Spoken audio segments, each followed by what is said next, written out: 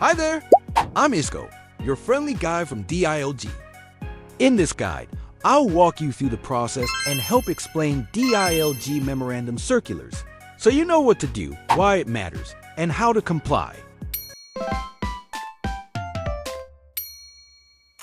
Imagine yourself walking along the street.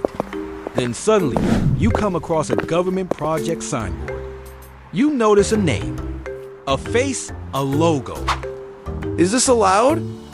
Under DILG Memorandum Circular, number 2026-006, the display and/or fixture of names, images, or any likeness of public officials on government projects is strictly prohibited.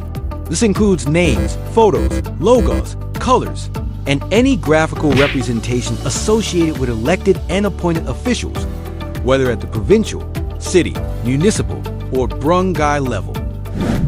The DILG has directed the immediate removal of these from all government projects and signboards. This policy ensures that public service remains professional, impartial, and free from personal or political promotion. Remember, government projects are for the people, not for politicians. That's all for now. Need more help?